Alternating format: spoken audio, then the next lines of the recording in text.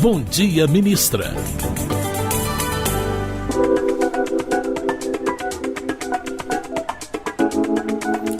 Olá, bom dia para você. Hoje é quarta-feira, 17 de janeiro de 2024. Estamos ao vivo, direto dos estúdios da EBC em Brasília e em rede com emissoras de rádio de norte a sul do país.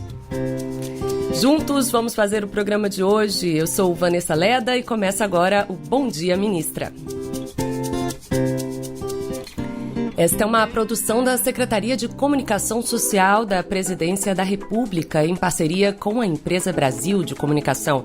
Estamos ao vivo na TV, pelo Canal Gov e também no YouTube. Acesse @canalgov.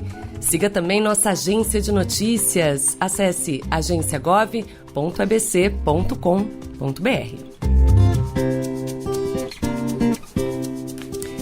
A convidada de hoje é do Rio de Janeiro. Esther Dweck é economista formada na Universidade Federal do Rio de Janeiro, onde fez doutorado e atua como professora de economia. Ela também é escritora, uma das organizadoras do livro Economia Pós-Pandemia, uma proposta desenvolvimentista para a superação da crise econômica causada pela pandemia da Covid-19. No governo Dilma Rousseff, Esther foi chefa da assessoria econômica do Ministério do Planejamento e também secretária de Orçamento Federal. Trabalhou durante o governo de transição, foi uma das responsáveis pelo grupo de planejamento, orçamento e gestão para o terceiro governo do presidente Lula. Atualmente é a ministra da Gestão e Inovação em Serviços Públicos. Muito obrigada pela presença, ministra, no nosso programa, mais uma vez aqui com a gente, não é mesmo? É sim, Vanessa, é um prazer estar aqui. Acho que vir aos estúdios da EBC é sempre um prazer e é sempre um bom momento de conversar com a nossa audiência aqui, com o povo brasileiro. Você é muito bem-vinda sempre. Obrigada. Ministra, é claro que o assunto deve girar em torno do concurso nacional unificado. As inscrições estarão abertas aí a partir da sexta-feira, né? Eu queria saber, para além da oportunidade de emprego, de trabalho que ele traz, eu queria saber qual é a perspectiva, qual é a expectativa do governo federal em poder buscar esses profissionais qualificados e, com isso, aprimorar o atendimento ao cidadão, que é o mais importante, e melhorar ainda mais a eficiência, a qualidade do serviço público no Brasil. Excelente, Vanessa. Acho que, primeiro, super importante entender que quando o presidente Lula assumiu e ele resolveu criar um Ministério da Gestão, ele justamente estava olhando que o Estado brasileiro tinha sido muito maltratado nos últimos anos, né? E especialmente na área dos servidores, uma falta de valorização dos servidores. Uma série de servidores tinha saído por aposentadoria, né? Principalmente no momento da reforma da Previdência, e basicamente não houve concurso público nos últimos 4, 5 anos. Né? Tinha uma questão até salarial, estava tudo muito na parte de servidores, com muitos problemas, e várias áreas, infelizmente, do governo sem capacidade de prestar um bom serviço à população. Então, já desde a PEC da transição, quando, né, a gente fala que o presidente Lula começou o governo dele antes de tomar posse, aprovando essa PEC, conseguiu reservar um espaço para ter concursos públicos. E desde então a gente foi discutindo, o presidente sempre muito atento. Acho que não sei se todo mundo lembra, na primeira coletiva que eu falei de concursos, não tinham ainda os concursos das áreas sociais. O presidente me ligou no meio da coletiva, falou: cadê as áreas sociais? Está faltando concurso para as áreas sociais. E a gente foi ao longo do ano passado anunciando os concursos. Só que a gente percebeu que os ministérios tinham muita dificuldade de fazer um concurso. Por justamente vários anos sem concurso, os ministérios tinham perdido a capacidade de fazer o concurso. E a gente começou a perceber que os concursos que abriram, eles às vezes eram só em Brasília. E a gente falou assim: bom, se eu fizer um concurso só em Brasília, tudo bem, eu vou selecionar pessoas muito qualificadas, mas eu não estou garantindo a diversidade do Brasil para entrar no serviço público brasileiro, né? Que acaba que quem tem condições de fazer uma prova em Brasília ou é quem mora aqui, ou é quem tem condições financeiras de se deslocar até Brasília. Um concurso, às vezes, você tem que dormir na cidade, tem que pagar uma passagem cara, etc.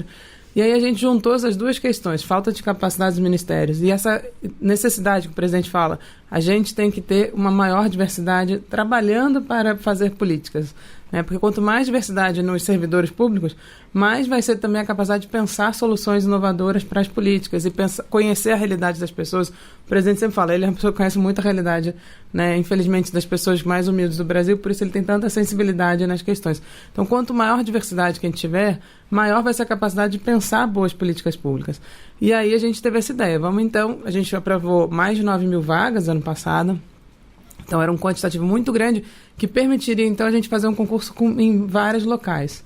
Né? E aí a gente começou a trabalhar com uma rede, né? O IPEA e o INEP e a ENAP tiveram um trabalho enorme, e o IBGE, da gente pensar onde fazer, né? E depois fomos agregando outros ministérios. A SECOM tem um papel importantíssimo, a AGU, a CGU, o TCU tem acompanhado muito de próximo, e todos os ministérios que toparam entrar no concurso unificado.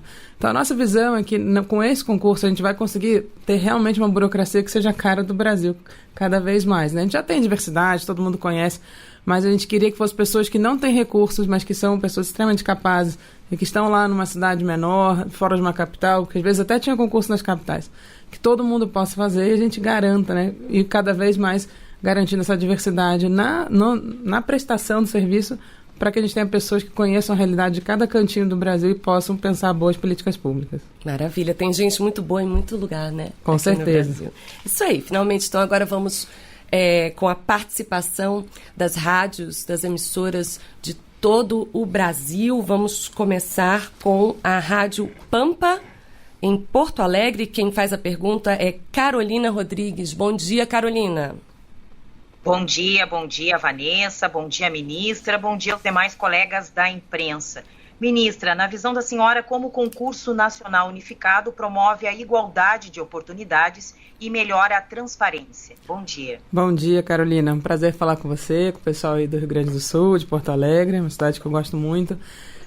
Bom, eu acho que, de fato, a ideia do concurso, a gente pensou, são 220 cidades. Essas 220 cidades, elas cobrem 94,6% da população, basicamente 95% da população, está a menos de 100 quilômetros dessa cidade. Então, com isso, a gente realmente tem uma parte de poder transitar aí muito fácil para todo mundo poder fazer a prova. Então, a gente vai conseguir ter mais gente fazendo a prova. Na área de transparência, eu acho que a gente teve... Os editais, eles foram pensados desde a decisão de fazer um concurso unificado, que foi uma decisão já bastante inovadora. A gente falou, bom, agora precisamos pensar como realizar isso. Então, a gente juntou, são mais de 20 órgãos trabalhando juntos, mas com acompanhamento muito próximo da CGU, né, que é a nossa controladoria interna, e do TCU também, para garantir que o processo for com a maior lisura possível, super transparente. Todos os editais foram feitos de forma a contemplar as áreas necessárias. A gente está respondendo a todas as perguntas, todas as demandas, tentando deixar tudo muito, muito claro para a população. E uma coisa importantíssima, a parte de segurança do concurso também. Né? A gente tem uma rede de segurança aí coordenada pela Secretaria Nacional de Segurança Pública, do Ministério da Justiça, que inclui as forças, né, tanto a Polícia Federal quanto a PRF, também a ABIN aqui no Governo Federal, e todas as forças de segurança nos estados, né, Polícia Militar, Civil, Bombeiros, Defesa Civil, todo mundo vai atuar junto para garantir total lisura na realização da prova, evitar qualquer tipo de fraude, qualquer tipo de coisa que possa ameaçar o concurso, né? Então, com isso, a gente consegue ter... As pessoas podem fazer, então, com isso, a gente vai conseguir uma igualdade de condições para toda a população brasileira que quiser se inscrever no concurso possa realizar essa prova da maneira mais fácil possível e toda a segurança e lisura no processo para não ter nenhum tipo de questionamento, de problemas. E eu queria lembrar que a gente só está conseguindo fazer isso num prazo de 6 meses, mais ou menos, entre a decisão e a realização, por todo o acúmulo que a gente tem do Enem. Né? O Enem realmente foi uma grande escola de aprender a fazer provas nessa dimensão, e toda a expertise do Enem está sendo aplicada agora também no concurso público nacional unificado, que é o nosso Enem dos concursos, aí, como o pessoal gosta de chamar. A gente já tem experiência, né, nesse tipo de avaliação, é verdade, ministra. Vamos continuar agora, vamos para o norte do país, Rádio Gazeta FM 93,4. Essa pergunta vem por vídeo, ministra, é de Rio Branco, no Acre. Vamos lá. Olá, eu sou o Thiago Martinello, do jornal Gazeta 93 de Rio Branco, no Acre. E o que eu gostaria de perguntar para a ministra é que, diante do sucesso do concurso público unificado, Se tem alguma expectativa de o governo federal compartilhar essa experiência com os estados, incentivar e de repente nós também termos iniciativas de concursos unificados, concursos públicos unificados nos estados. Olha, excelente pergunta, Tiago. Um prazer aí falar com vocês aí do Acre, pessoal de Rio Branco. Tiago, acho que foi engraçado. Ontem, por acaso, eu encontrei a prefeita de Juiz de Fora, aqui em Brasília, a Margarida, e ela falou assim: ministro, você não quer realizar isso para todas as prefeituras do Brasil? Então, eu acho que essa pergunta do Tiago está muito em linha. A gente fica muito feliz com essa recepção, né? A gente viu que vários prefeitos, governadores gostaram muito da ideia. Então, pensando, a gente está totalmente disponível a passar essa expertise, né, que o governo federal tem. De novo, todo o acúmulo que o Enem teve, como é que a gente aplicou a lógica do Enem, o acúmulo do Enem para um concurso, que é uma lógica bem diferente, né, do ponto de vista, mas não tanto na dimensão, mas na lógica do que significa fazer um concurso público. E a gente está totalmente disposto a passar essa expertise para prefeituras, para os governos estaduais. E a gente realmente, eu achei interessante que ela falou, faz uma para todas as prefeituras, vamos fazer um concurso unificado para todas as prefeituras. Mas eu acho que realmente essa é uma ideia, Tiago, excelente.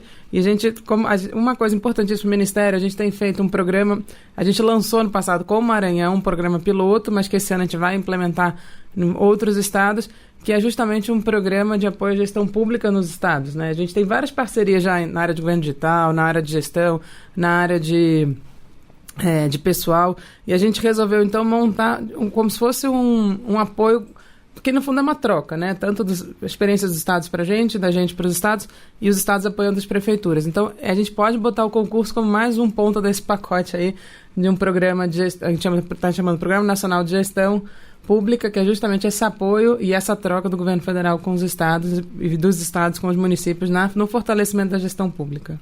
Que é até uma recomendação do presidente Lula, né? Essa transversalidade, né? Tem que ser transversal o trabalho dos ministérios com os governos estaduais. E acho que o presidente foca muito a questão do Pacto Federativo também, né? O presidente, acho que foi uma determinação dele para todos os ministros que têm essa relação com os estados e municípios, que a gente tem que apoiar todos os estados, todos os municípios naquelas iniciativas que são importantes para a população e que vão melhorar a vida da população, que cada pessoa está lá num município, dentro de um estado, e obviamente para que as políticas públicas sejam bem feitas, os 3 níveis, né, governo municipal, estadual e federal, tem que estar trabalhando juntos, alinhados e pensando no bem-estar da população brasileira. Excelente, este é o programa Bom Dia Ministro, você pode acompanhar ao vivo pelo YouTube, @Canal Gov, também estamos na TV, no Canal Gov, na Rede Nacional de Rádio.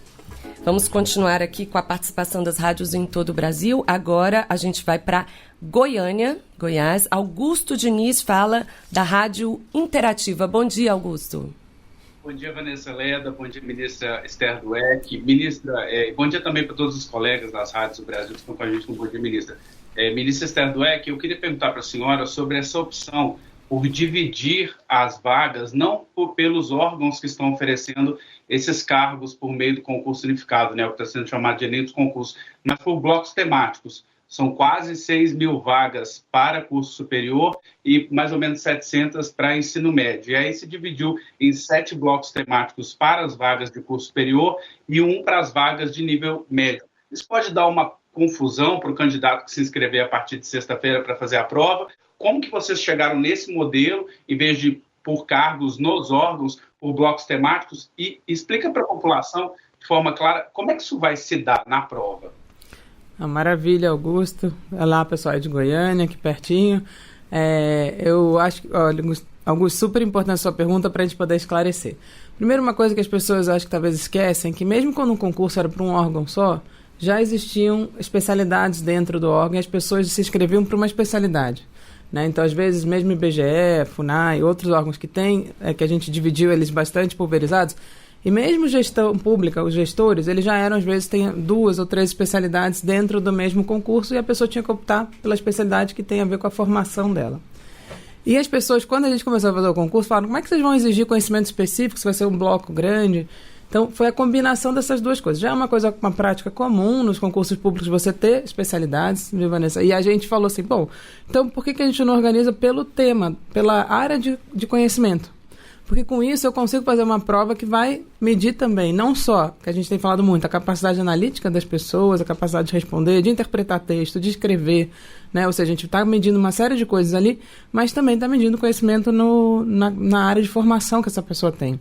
Então isso, na verdade, é algo que já era comum, só que num concurso unificado isso ficou um pouco mais potencializado, porque a gente acabou juntando diferentes órgãos num bloco e esse mesmo órgão dividido em vários blocos. Mas isso é algo extremamente comum de concursos públicos e isso ajudou a gente a poder definir o conteúdo programático, poder definir os eixos, e aí as pessoas estão confundindo muito. Os blocos temáticos são os 8, porque tem essas grandes áreas de concentração, 7 no nível superior, uma de nível médio, que aí juntam 3 órgãos ali no bloco de nível médio, mas dentro de cada bloco a gente tem 5 eixos, que também são eixos temáticos, que são 5 aí mais específicos ainda dentro daquele grande bloco.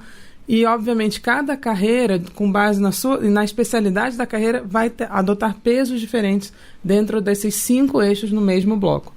E com isso a gente consegue medir o conhecimento específico que a pessoa tem da sua formação, e a prova está montada para também ser capaz de captar essa capacidade analítica, de interpretação de texto, de saber escrever.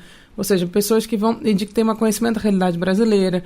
Então, a gente está realmente querendo esse perfil de funcionário público que tenha um bom conhecimento específico, mas também seja capaz de ser rápido, né? De a gente de ser uma pessoa que vai, a partir do momento que entrar no serviço público, ter capacidade de continuar aprendendo. Porque ninguém entra no serviço público sabendo tudo que vai precisar fazer.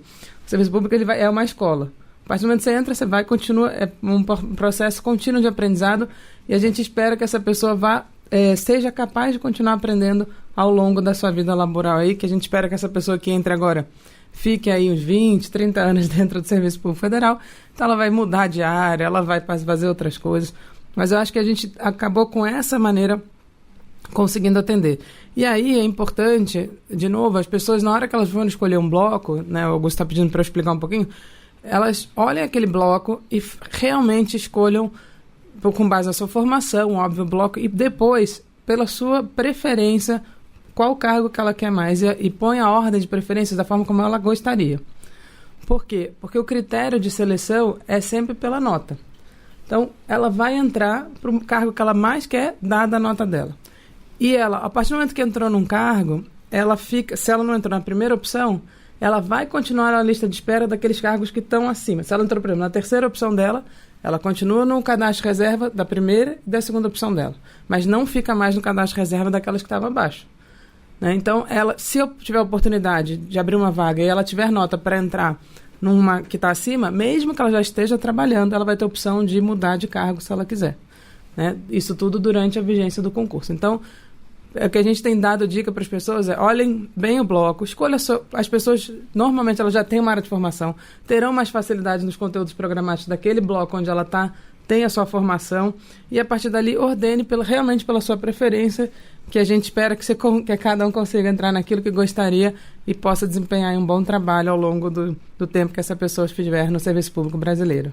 Até porque em 20, 30 anos, as coisas mudam, as Muito. Pessoas mudam, e é bom evoluir, né? Não, sem dúvida nenhuma. E a gente fala assim, você entrar para um serviço público em qualquer país, mas no Brasil, você tem que realmente estar dedicado a servir a população. E as demandas mudam ao longo do tempo, né? O tipo de função que você desempenha muda. A gente tem uma grande transformação tecnológica que vai mudar os instrumentos que você precisa utilizar.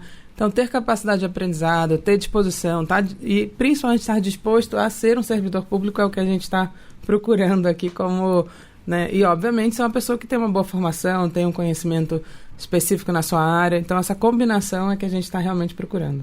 Excelente. Este é o programa Bom Dia, Ministro, com a participação de rádios de todo o país. Vamos voltar para o norte do país, ministra. Rádio Nacional da Amazônia. Quem pergunta é Edileia Martins. Vamos lá. Olá, ministra. Bom dia. Então, na sua perspectiva, ministra, como é que a senhora vê, né, que essas mudanças propostas, né, pelo esse novo concurso, né, o Concurso Nacional Unificado, elas podem contribuir para a preservação ambiental, né, e também promover o desenvolvimento sustentável da Amazônia, né, de forma a atender tanto a demanda do Estado, do serviço público, quanto a demanda dos cidadãos? Maravilha, Edileia. Maravilha. Olá, pessoal. Toda a região amazônica, né? Acho que a Edileia está representando toda a região amazônica aí. Justamente a pergunta dela reflete muito isso. Eu acho que a gente tem, sim, acho que a gente está trazendo, são várias áreas do concurso público, então está trazendo pessoas que vão atuar em áreas diretamente ligadas à questão de preservação e também de uma discussão que a gente tem chamado de sustentabilidade, né, socioambiental. Então a gente tem, vamos ter um concurso para a área da FUNAI, por exemplo, que tem um papel importantíssimo nessa região. Mas eu acho que uma coisa importante é a formação das pessoas que estão vindo, nos conhecimentos gerais. Né? A gente está exigindo alguns conteúdos de coisas muito importantes que são transversais a todas as carreiras. Né? Desde a questão de saber, de lidar com a questão da diversidade, de lidar com a questão da sustentabilidade. Então a gente tem feito um trabalho, não só para os novos servidores que vão entrar, mas também para os atuais servidores de potencializar esse tema como um tema central. Né? Como a Vanessa falou, a questão da transversalidade que o presidente fala, a área ambiental é uma área totalmente transversal.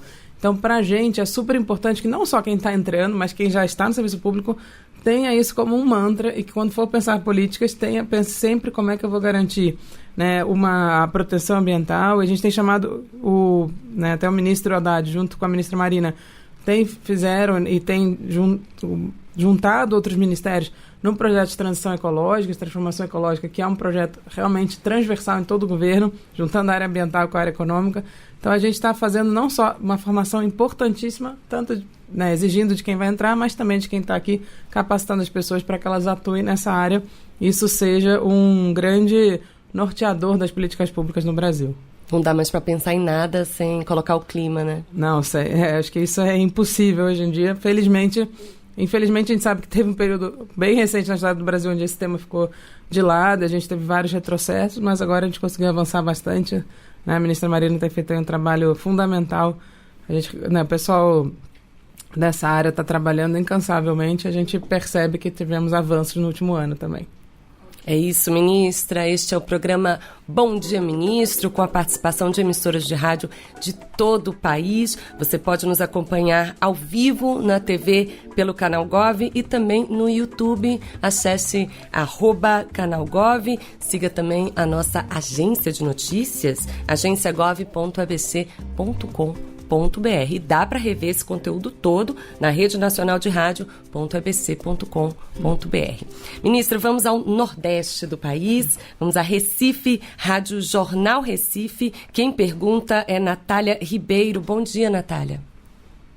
Bom dia, Vanessa. Bom dia, ministra. Prazer conversar com vocês nessa manhã. Eu gostaria de falar da questão da defasagem dos servidores públicos federais. Por quê? Desde 2016 não existiu uma correção nos valores que eram recebidos pelos servidores federais. Uma recomposição aconteceu, é verdade, no primeiro ano da gestão do presidente Lula, uma recomposição de mais ou menos 9%, só que a defasagem inicial ela era de quase 30%. Bom, levando em consideração essa possibilidade de um concurso unificado, a perspectiva de pessoas ingressarem na carreira, a minha pergunta diz respeito a este equilíbrio. Como vai ser feito para conseguir agregar, recompor, trazer esse servidor, porque a senhora já disse aqui que é uma necessidade, e ao mesmo tempo fazer com que essa composição do salário, ela não demore tanto tempo para acontecer. Obrigada, ministra. Obrigada, Natália. Um alô aí pro pessoal de Recife. Imagina que aí o pré-carnaval já está começando a aquecer. Eu que adoro carnaval, eu adoro carnaval de Recife, de Olinda. Realmente, dá um alô aí pro pessoal. Natália, sua pergunta é super importante, até para a gente explicar um pouco como está sendo a estratégia do Ministério. Né, de fato, como você disse, eu acho que a PEC da transição tem sido, né, uma coisa que todos os ministros todo dia elogiam a PEC da transição, porque ela não só permitiu que a gente fizesse novos concursos, tivesse espaço orçamentário para isso, mas também tivesse espaço para uma retomada de uma valorização dos servidores públicos, principalmente na sua remuneração, como você falou. vários servidores, todos os servidores públicos federais estavam sem aumento, alguns desde 2017, alguns desde 2019. Então, realmente era muito tempo, uma perda importante de salário em termos reais, e a gente conseguiu, com o orçamento de 2023, fazer essa recomposição de 9%, que foi realmente uma coisa muito importante para os servidores. O que a gente propôs para os servidores para 24, 25 e 26? Né? Foi a nossa proposta feita no final do ano passado. Né? Bom lembrar que já desde o início do ano de 23, a gente retomou a mesa nacional de negociação com os servidores. E fizemos 3 mesas diferentes, né? Uma nacional, que trata de questões para todos os servidores em conjunto, mesas específicas, a gente já tem mais de 20 mesas abertas com diferentes categorias, negociando questões específicas de cada carreira, e também dentro dos ministérios, mesas setoriais, porque houve não só não houve valorização do salário, mas também houve muita perseguição, houve muito que a gente chama assédio institucional, dificuldade no trabalho, e a gente está, aos poucos, retomando isso, fazendo um diálogo muito importante entre os ministros e os seus servidores, né, cada ministro e ministro com seus servidores. E nas mesas específicas a gente está tendo algumas categorias que tiveram recomposição, e eu queria reforçar 3 que estão aí no concurso nacional unificado, que são importantíssimas: a FUNAI, os ATIs, que são os analistas de tecnologia de informação, e os ATPS, que são os analistas de política social. Essas 3 categorias tiveram uma reestruturação na sua carreira no final do ano passado, e elas são carreiras importantíssimas, aí com várias vagas, 300 vagas, se eu não me engano, para a TI, 500 para os analistas de política social, quase 500 na FUNAI também, mais de 500 na FUNAI. Então, são várias vagas para carreiras que foram revalorizadas. E mais para o conjunto dos servidores, né, no geral, o que a gente propôs? Para 2024, a gente está recompondo benefícios que estavam extremamente defasados e que acabam tendo um impacto muito grande para os servidores que ganham menos. Então, a gente está propondo um aumento no auxílio alimentação e no que a gente repõe, né, de plano de saúde e de auxílio creche, para quem tem filho pequeno, que vai para os servidores que ganham, que estão a gente, com esse aumento, claro que isso não é aumento de salário, mas são benefícios, ou seja, líquido, inclusive, de imposto de renda. Isso gera um ganho que é acima da inflação de 2024, para 50% dos servidores. Né? Claro, os que ganham mais, esse ganho não é tão grande. E para 25 e 26, a gente já garantiu que terá 4,5% em 25 e 4,5% em 26. Ou seja, a gente, ao longo do mandato do presidente Lula, a gente está propondo 18% de aumento de salários, mais um aumento de quase 100%, mais de 100% nos benefícios. Com isso, a gente fica, durante o mandato do presidente Lula, ninguém tem perda real. Ninguém. Nenhuma categoria terá perda real, algumas, inclusive, estão tendo ganhos superiores àquelas que estão tendo reestruturação. Então, a nossa proposta para os servidores é que o presidente mantenha o que ele fez ao longo dos seus mandatos. Na verdade, ao longo dos mandatos do presidente Lula e da presidenta Dilma, não houve nenhuma perda remuneratória, ao contrário, ganhos reais para todas as categorias. E a gente viu que os ganhos reais do presidente Lula, inclusive, conseguiram fazer com que os servidores se mantivessem ainda, mesmo nesse período duro, sem nenhum tipo de aumento, que a gente ainda tivesse ganhos. A gente compara com 2013, as pessoas não tiveram perdas reais. Mas claro que depois da sua valorização, elas tiveram uma desvalorização, e a gente está recompondo isso. E claro, é importante entender que isso é dentro dos limites do nosso arcabouço fiscal, isso é dentro de uma responsabilidade que o presidente tem fiscal muito forte, mas que consegue garantir o que a gente fala, é uma relação bastante democrática, correta, aberta, transparente com os servidores, dentro dos limites que a gente tem, mas também respeitando o direito dos servidores de não ter perdas ao longo do mandato do presidente Lula. Excelente. Ministra, vamos agora para o sudeste do país. Vamos a São Paulo, Rádio CBN. A pergunta é de Marcela Lourenzeto. Marcela, bom dia para você. Oi, Vanessa, bom dia a você, bom dia, ministra. Quero falar um pouquinho mais sobre o concurso nacional unificado. O Ministério do Trabalho e Emprego, com aprovação, com apoio do Ministério da Gestão, determinou em junho que os concursos públicos passariam a ter vagas reservadas para pessoas transexuais, travestis e indígenas. Queria entender, ministra, se essas novas regras serão aplicadas no concurso nacional unificado. Olha, a gente no concurso nacional unificado, a gente está mantendo todas as cotas que estão na legislação. As cotas que tem hoje na legislação são 5% para pessoas com deficiência, 20% para pessoas negras e 30% no caso dos concursos da FUNAI para pessoas indígenas. Essas são as cotas que estão previstas no concurso, que são as cotas que tem hoje na legislação. As outras cotas, a gente tem feito um trabalho de pensar nelas, estamos tentando estruturar, a gente tem discutido no Congresso um novo PL de cotas no serviço público, onde a gente pensa em ampliar, sim, para outras grupos, né, que estão minorizados e pessoas que têm dificuldade de entrar no mercado de trabalho, mas no atual concurso a gente está mantendo aquelas que estão previstas hoje na legislação. É importante a gente pensar nessa população trans, né? Sair da ilegalidade, da informalidade, né? Não, sem dúvida nenhuma. Acho que o Ministério dos Direitos Humanos ele tem uma secretaria específica para a população LGBTQIA+, e a secretária ela tem um trabalho incrível, importantíssimo, e a gente tem tentado apoiar todas as medidas de fortalecimento. Como eu falei, nosso objetivo é garantir maior diversidade. Maravilha, ministra. Vamos continuar aqui com a participação das rádios. Vamos voltar ao Nordeste, Fortaleza, Rádio Verdinha FM. A pergunta é de Renato Bezerra. Bom dia, Renato. Bom dia, Vanessa. Bom dia, ministra. A senhora citou no começo na sua introdução sobre a segurança, né, que deve ser empregada nesse certame. Eu queria que a senhora detalhasse melhor como é que deve ser esse trabalho coordenado entre as regiões, né, e qual é o aparato tecnológico que deve ser utilizado aí para garantir a lisura desse certame e combate às fraudes. Olha, ótima pergunta também, Renato. Olá, pessoal aí de Fortaleza, de Ceará. Bom, Renato, acho que a gente tem feito, o Enem ele já tem um aparato de segurança gigantesco, né, que ele vai já começou, né, então é super importante todo mundo saber, a BIM, a Polícia Federal, a parte de inteligência já está trabalhando, né, a gente tem acompanhado, né, justamente para evitar qualquer tipo de atuação criminosa aí no processo das provas, e aí depois são várias etapas, né, tem essa parte de inteligência inicial, depois tem toda a parte da elaboração da prova, que exige todo um cuidado, né, que as provas não vazem, etc. Depois tem um trabalho de transporte das provas, elas são realizadas numa gráfica que já é totalmente certificada, que tem garantia de que nada vai sair, e como eu falei, o Enem foi a grande escola para isso. Aí tem todo o processo de transporte das provas que é feito, a Polícia Rodoviária Federal aí tem um papel gigantesco nesse trabalho.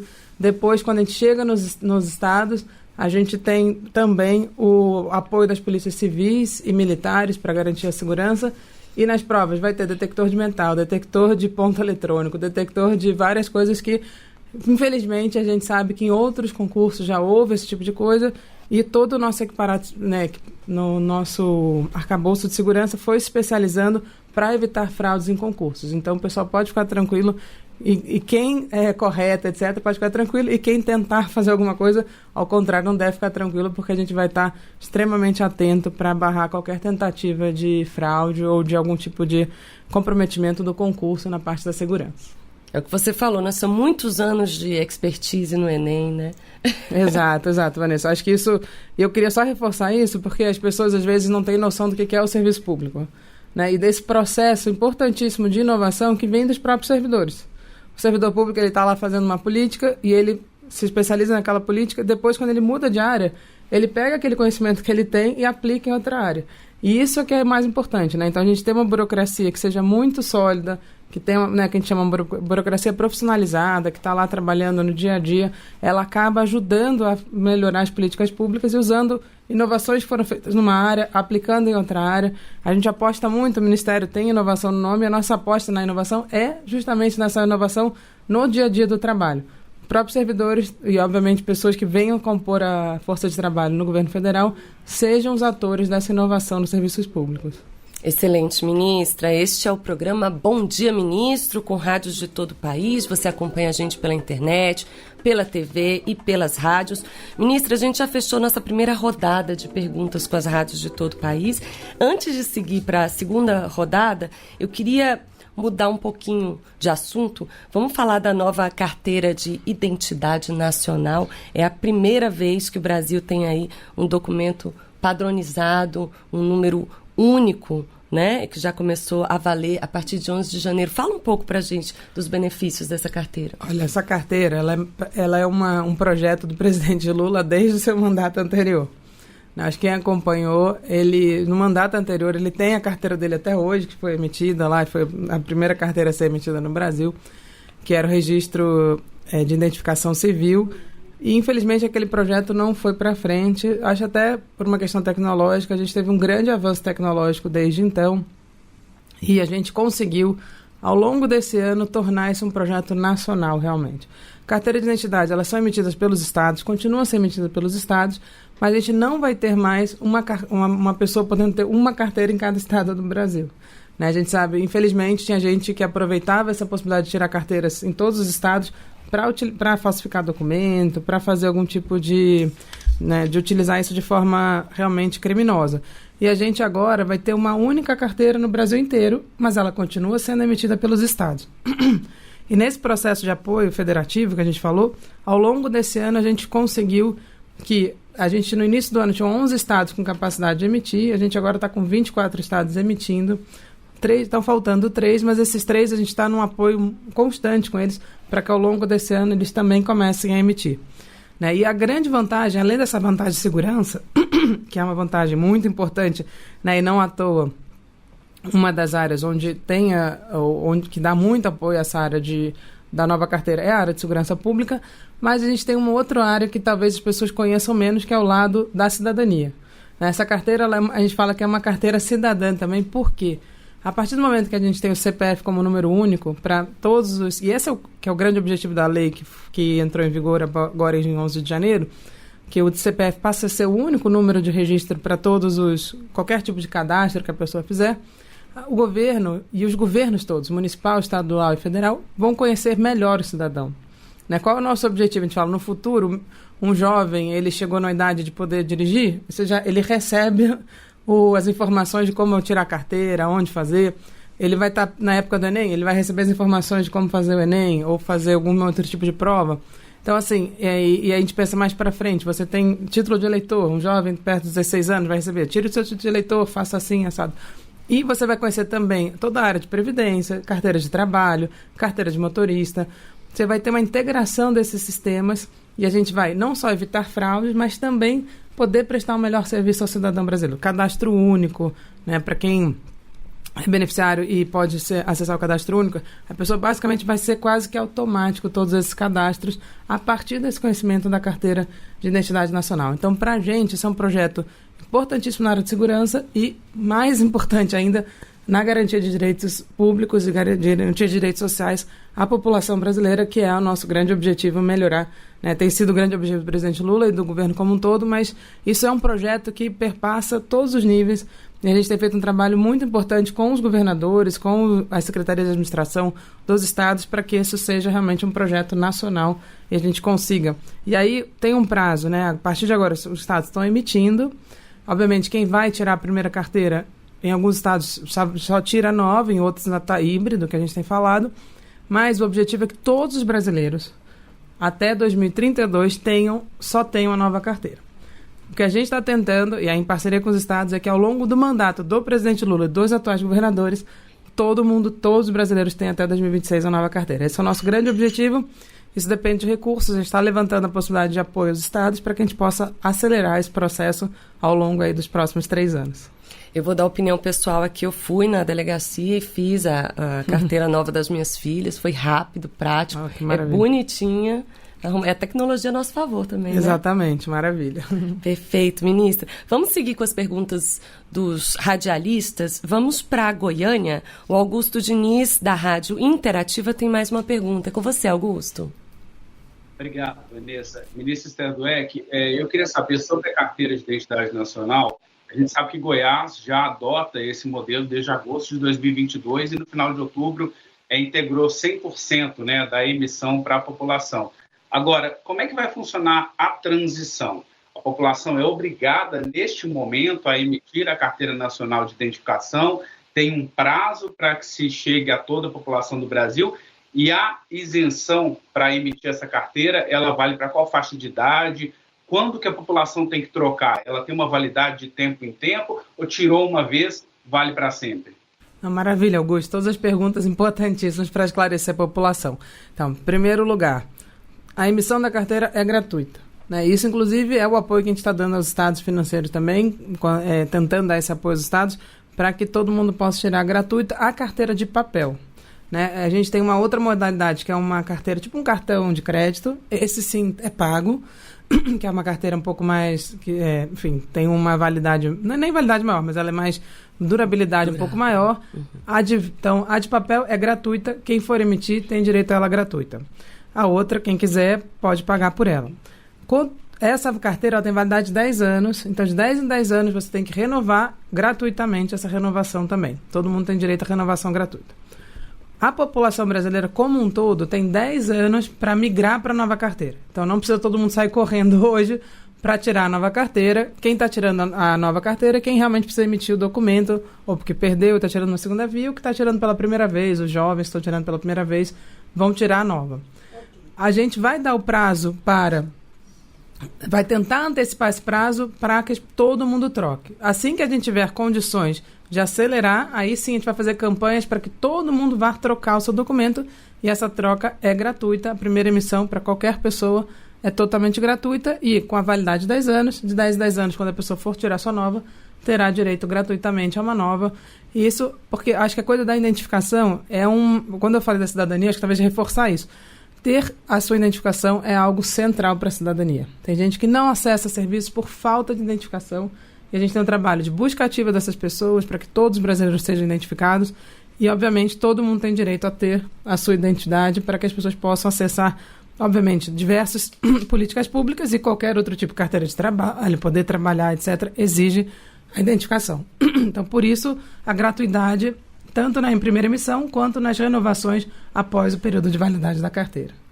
Excelente, ministra. Antes de voltar para os radialistas, nas redes sociais os internautas fazendo diversas perguntas, principalmente a respeito do concurso nacional unificado, e tem muitos internautas perguntando se existe a perspectiva de um concurso para outros ministérios que ainda não foram contemplados nesse concurso nacional. Já existe esse plano, ministro? Não, no concurso nacional unificado, esse de que abriu o edital agora, são para os que estão lá. A gente, obviamente, ao longo desse ano e dos próximos anos, vamos autorizar para outros órgãos que não estão contemplados nesse concurso, dado que, obviamente, a gente, nessa primeira leva, como eu falei, a gente foi tentando priorizar áreas que estavam muito desfalcadas, e também áreas que não tinham tido um concurso no período mais recente, né? Então, a gente teve que priorizar algumas áreas, mas mesmo assim, outras que tiveram um concurso recente não foi o suficiente. Então, ao longo desse ano e dos próximos anos, a gente vai autorizar novos concursos, e a nossa ideia é que a gente consiga fazer de novo um novo concurso unificado, juntando áreas e fazendo um novo concurso nacional unificado. Então, respondendo as duas perguntas, para esse atual concurso, vale o que está lá. Obviamente, a gente não vai mexer no edital, mas a gente terá novas vagas em outros ministérios e teremos novamente, se tudo der certo, esse concurso unificado, e a nossa expectativa é que seja de 2 em 2 anos. Para justamente, é um concurso que exige um trabalho gigantesco, tem um período de validade de 1 ano, postergado por mais 1 ano, e possivelmente nas próximas edições outros ministérios também serão contemplados. Tem que ter responsabilidade fiscal, né? Claro, a gente tem que conseguir conciliar toda a nossa responsabilidade social e nossa atuação com os limites fiscais que o país tem, e por isso a gente está... Mas eu vejo que a gente está conseguindo avançar bastante com toda essa responsabilidade. Excelente. Esse é o programa Bom Dia Ministro, você acompanha aqui conosco, também pode acompanhar pela TV no Canal Gov, pela internet nas redes sociais, @Canal Gov, e também na nossa agência de notícias tem mais informações a respeito do programa. Acesse agenciagov.abc.com.br, e eu quero lembrar que você pode resgatar esse material todo, acessar na íntegra o programa na Rede Nacional de Rádio.abc.com.br. Vamos seguir agora com nossa parceira Rádio Nacional da Amazônia. Quem pergunta é Edileia Martins. Vai lá.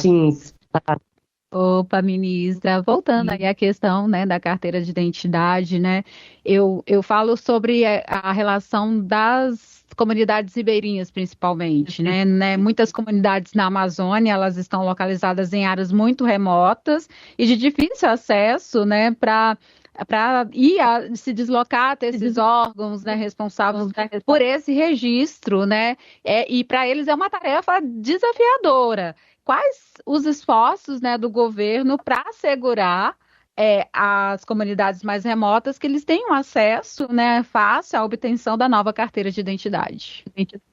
Ótima, Edileia, boa pergunta.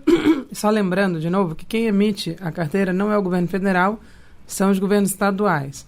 Né? A gente tem apoiado os governos estaduais nessa emissão, e a gente sabe que nos estados, principalmente estados amazônicos, onde a gente tem comunidades ribeirinhas, difícil acesso muitas vezes ou por barco, às vezes infelizmente, às vezes só aéreo, que dificulta muito o acesso, a gente sabe que esses estados costumam fazer campanhas de identificação. Né? E a gente vai, obviamente, apoiá-los a fazer isso, vai incentivá-los a fazer isso, para que realmente toda a população brasileira possa ter a nova carteira e garantir que todo mundo terá sua identificação, inclusive quem hoje ainda não tem. Então, acho que isso é uma campanha que depende do governo estadual. Quem emite a carteira é o governo estadual, essa é uma competência dos governos estaduais, mas a gente dá todo o apoio, porque esse é um projeto realmente de unificação, né, da União, do governo federal com os estados, para que a gente tenha, obviamente, como eu falei, o nosso objetivo é melhorar a vida da população. Então, a gente vai apoiar essas iniciativas, vai incentivar e vai, inclusive, garantir, né, vamos tentar garantir que aconteça no prazo necessário para que todo mundo tenha direito à sua identificação. Excelente. Vamos a Recife, Pernambuco. Natália Ribeiro, da Rádio Jornal Recife, tem a pergunta com você, Natália. Ministra, levando em conta esse termo tão importante do seu ministério que diz respeito à inovação, eu gostaria de trazer aqui para a nossa conversa hoje um dos termos que foi mais falado, mais utilizado, mais questionado no ano passado, que é a inteligência artificial. E a minha questão é, como a inteligência artificial ela está sendo pensada hoje para dentro do governo? Como o governo pode incorporar para melhorar os seus serviços, as suas ofertas de serviço à população? E aí quando a gente fala de inovação, por isso eu pergunto, como a sua pasta está pensando em inteligência artificial no serviço público? Olha, ótima pergunta, Natália. É super importante dizer que dentro do Ministério a gente tem a área de governo digital. A gente tem a Secretaria de Governo Digital, que é uma secretaria que tem feito um trabalho aí importantíssimo de transformação digital dentro do governo, também apoiando iniciativas nos estados e municípios. E uma das áreas que a gente tem fortalecido é de inteligência artificial. E a gente está trabalhando em duas frentes. Né? Inclusive, ontem, por acaso, eu estava com o presidente da Dataprev e ele estava me mostrando o planejamento da Dataprev. A Dataprev está com uma área lá específica para a discussão de inteligência artificial. E eu conversando com ele sobre isso, né? E a gente estava falando o seguinte, o que está acontecendo hoje no governo? A gente fez ano passado, junto com o Ministério de Ciência e Tecnologia, a FINEP e a ENAP, um edital para a chamada de alguns ministérios, algumas áreas dos ministérios, perceberam áreas onde eles poderiam utilizar a inteligência artificial para melhorar a sua rotina, e a gente fez chamadas para startups que pudessem propor soluções de inteligência artificial. Isso está acontecendo, esse é um exemplo do que está acontecendo. E a gente fez essa seleção, tem financiamento da FINEP para essas startups, e a ENAP ajudou no processo de seleção, e essas empresas, então, estão trabalhando com o governo para desenvolver inteligência artificial. E a gente está vendo, como é um novo instrumento, é um instrumento muito poderoso, como a gente sabe, a gente também, ao mesmo tempo, está trabalhando na regulação desse instrumento. Como é que eu utilizo, como é que eu garanto a transparência, como é que eu garanto que esse instrumento está funcionando corretamente, audito esse instrumento. Então, a gente está trabalhando em paralelo em trazer o instrumento para dentro do governo, inclusive para a gente ver onde aparecem os problemas, quais são as dificuldades, quais são as questões que são levantadas e, em paralelo, discutindo como a gente regula isso, como é que eu garanto que eu vou utilizar esse instrumento para melhorar os serviços e não para gerar algum tipo de problema. Então, essa, sem dúvida, é uma área.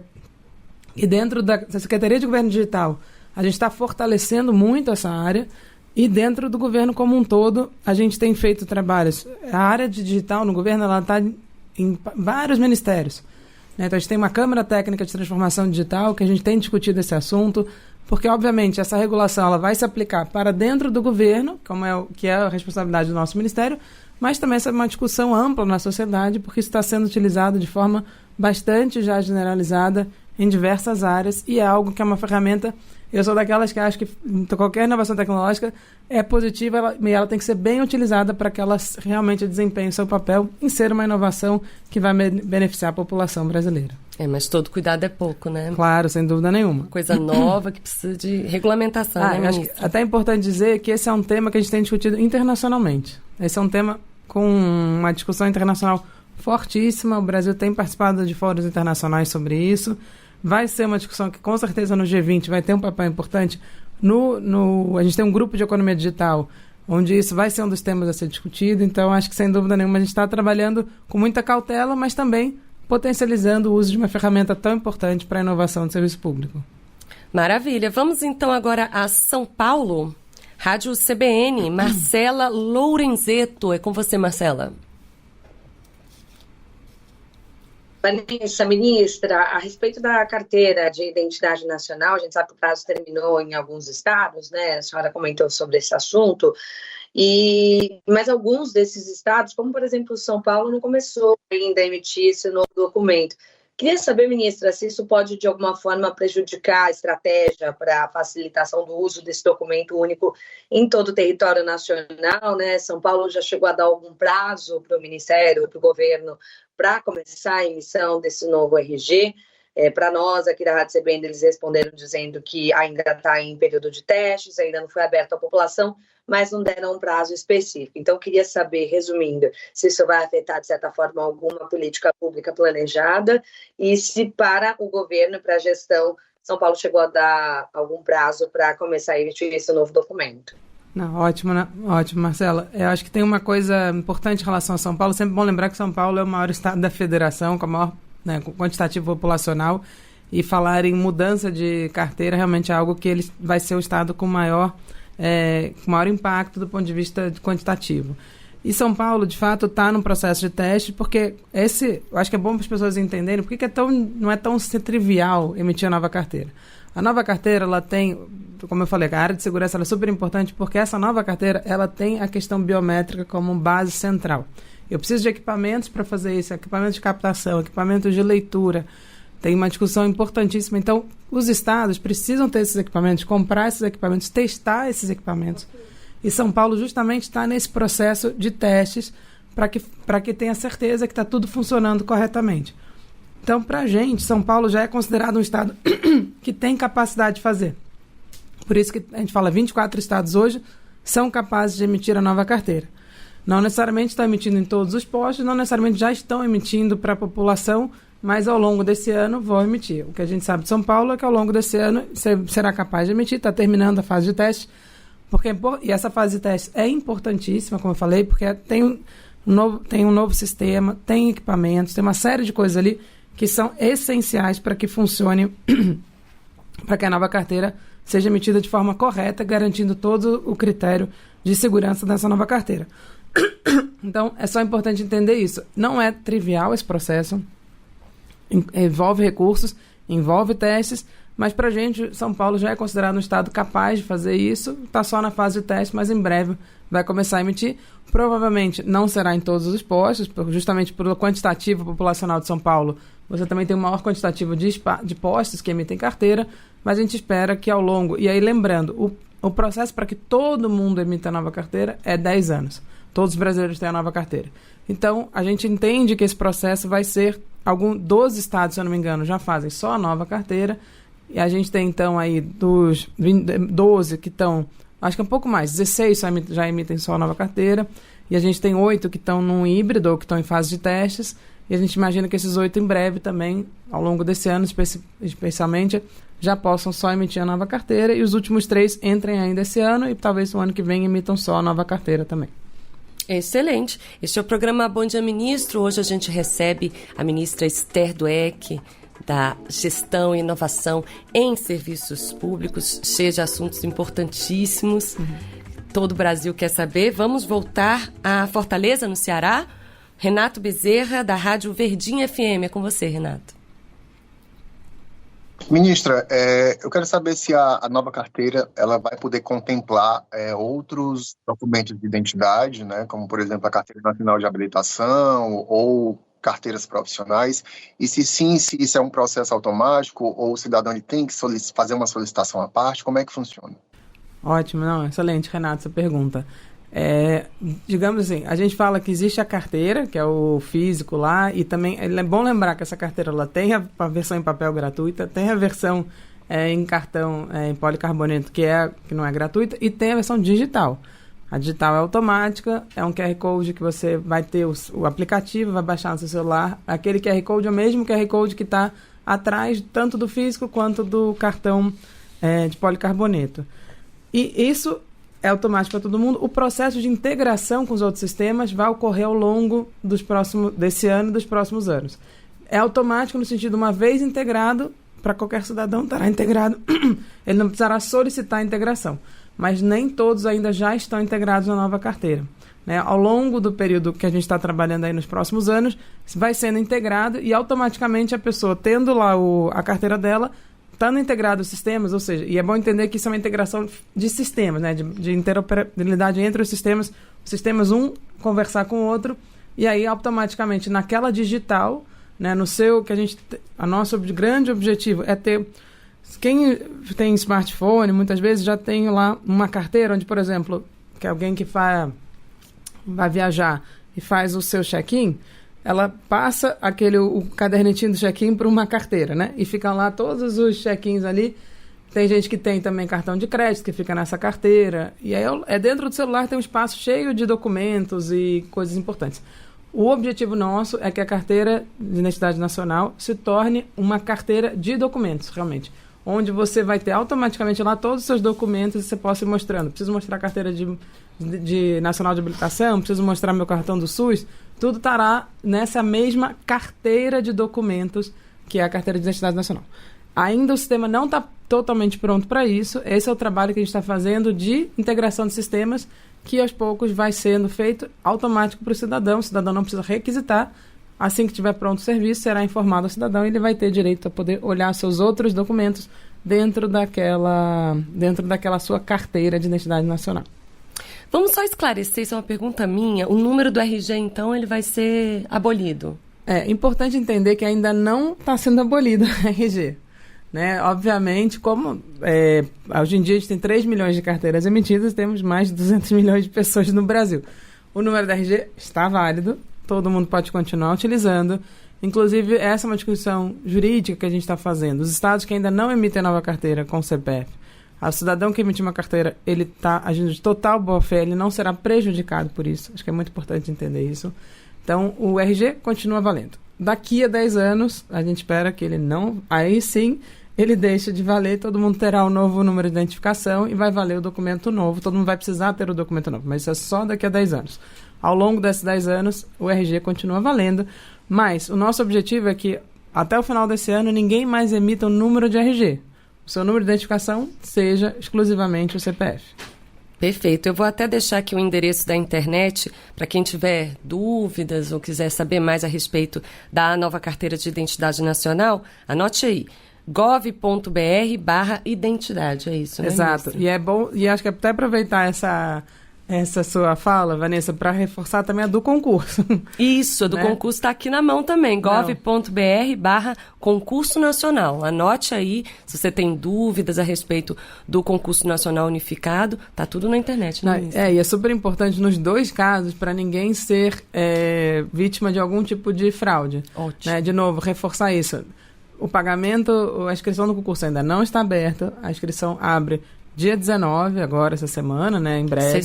Sexta-feira. A inscrição é pelo GovBR, né, todo mundo tem que ter o aplicativo GovBR, em qualquer nível, isso é super importante para as pessoas entenderem, qualquer conta, né, o GovBR ele é um sistema que você, para se cadastrar, você precisa só do seu CPF, baixar o aplicativo ou ir no site, também pode ser num site. Aí a pessoa vai lá, faz o seu cadastro, automaticamente já tem a conta GovBR para quem ainda não tem. Né? E a partir do momento que ela tiver essa conta, ela pode entrar então na inscrição do concurso. Só será feita por meio da conta GovBR. Ao final da inscrição, gera uma guia de recolhimento da União, uma GRU. É isso que será pago. Então, não paguem um Pix de alguém que dá um número para vocês. Não aceitem inscrição que alguém mande pelo WhatsApp. Muito importante conferir todas as informações no nosso site, que a Vanessa já falou aqui para vocês. E lembrando, as inscrições só abrem dia 19, vão até 19 de janeiro a 9 de fevereiro. E tem que ser pelo GovBR. Agora, uma coisa importantíssima, a gente está conversando com o Banco do Brasil e com os Correios, para que se alguém tiver alguma dificuldade com o aplicativo ou não tiver um smartphone, né, um telefone que possa fazer esse tipo de coisa, também não tiver computador em casa, a gente quer que todo mundo possa se inscrever. Então, a gente está tentando garantir de agências físicas nas 220 cidades onde terá a prova. O pessoa pode ir até lá. A gente está fechando isso essa semana, esperamos, obviamente, até sexta, com os Correios do Banco do Brasil, para anunciar as agências onde terá o local físico para quem tiver alguma dificuldade em fazer, né, por conta própria. Alguém apoiando a pessoa, tanto abrir uma conta GovBR, quanto também fazer a inscrição no concurso. O nosso objetivo, como eu falei, é que todos os brasileiros e brasileiras possam fazer esse concurso, que, claro, aqueles que quiserem, estão super convidados a fazer parte do Serviço Público Federal, que será um prazer recebê-los, né? Quem passar na prova, a gente vai estar de braços abertos aqui, esperando ansiosamente por esses novos servidores. Excelente, ministra. Quem participou, já participou. Nosso programa está chegando ao final. A gente agradece todos os colegas das emissoras de rádio que participaram. Obrigada, ministra, pela participação, pela gentileza de tirar essas dúvidas, esclarecer tudo. Vamos deixar uns minutinhos para suas considerações finais. Não, maravilha, Vanessa. Acho que primeiro agradecer de novo a EBC e a SECOM. Esse programa tem sido um programa com muita audiência, um programa, da última vez que eu vim, a gente já estava falando desses dois assuntos, mas eles estavam menos ainda em processo de definição. Acho que agora, com os editais lançados, né, com a carteira já aí praticamente todos os estados emitindo a nova carteira ou prontos para emitir a nova carteira, a gente está avançando, e eu acho que isso reforça um pouco a decisão do presidente Lula em criar o Ministério da Gestão. Era para que a gente pudesse fortalecer o Estado brasileiro na sua capacidade de fazer entregas para a população. E com foco na questão federativa, o presidente fala isso sempre, quanto ele tem como um apoio aos estados e municípios, e também esse diálogo com os estados e municípios, um princípio básico, e da diversidade também. São dois princípios aqui que a gente está mantendo, seguindo as orientações do presidente, garantir uma diversidade, que o Serviço Público Brasileiro tem a cara do Brasil, né? Quem está lá prestando serviço, as pessoas reconheçam, né, quem está prestando serviço para ela, e também que a gente consiga, nesse grande projeto de cidadania, que é a Carteira de Identidade Nacional, esteja todo mundo emitindo o mais rápido possível, todos os brasileiros possam tirar. E o meu objetivo, e do presidente também, é que a gente consiga dar um apoio aos estados para que a gente acelere, e ao longo do mandato dele e dos governadores atuais, todos os brasileiros tenham a nova carteira, e essa carteira já esteja com todos, ou quase todos os sistemas integrados nela, e a gente possa prestar um serviço público cada vez melhor com esses novos servidores que estão chegando aí, que vão trabalhar nesse projeto também. Excelente, ministra. É isso. E, eu quero lembrar você que está nos assistindo que após o Bom Dia, Ministra, você também pode tirar dúvidas sobre o concurso unificado, sobre a carteira de identidade nacional, porque daqui a pouquinho, a partir das 10 da manhã, tem uma live do Ministério da Gestão e Inovação. Essa live ela pode ser acompanhada no link que está na sua tela no YouTube. Você não pode perder. É às 10 da manhã e às 4 da tarde, todos os dias. Todos os dias a gente tem feito lives. Temos também, junto aqui com a EBC, uma parceria importantíssima, gravando vídeos informativos. Então tá tudo lá, a gente publicou os editais da semana passada para que as pessoas tivessem um tempo entre os editais publicados e as inscrições para se informarem, tirarem suas dúvidas, mas continuamos, as lives são ali para que as pessoas possam tirar dúvidas, não fique nenhuma dúvida, e os editais são longos, não são triviais realmente, né? Mas um candidato que queira entrar no serviço público sabe muito bem que o seu primeiro trabalho é conseguir ler o edital e escolher bem para onde quer ir, fazer bem a sua ordem de preferências, que eu acho que tudo vai... E boa sorte aí para todo mundo que vai se candidatar e que vai prestar a prova. Maravilha, ministra, é isso. Estamos encerrando com trabalhos técnicos de Tiago Coelho. Este foi o Bom Dia, Ministra, uma produção da Secretaria de Comunicação Social da Presidência da República, em parceria com a empresa Brasil de Comunicação. Para ouvir ou baixar na íntegra todo o conteúdo deste programa, acesse redenacionalderádio.ebc.com.br. Eu sou Vanessa Leda, fico por aqui. Obrigada pela companhia e até a próxima. Você acabou de ouvir o programa Bom Dia, Ministra.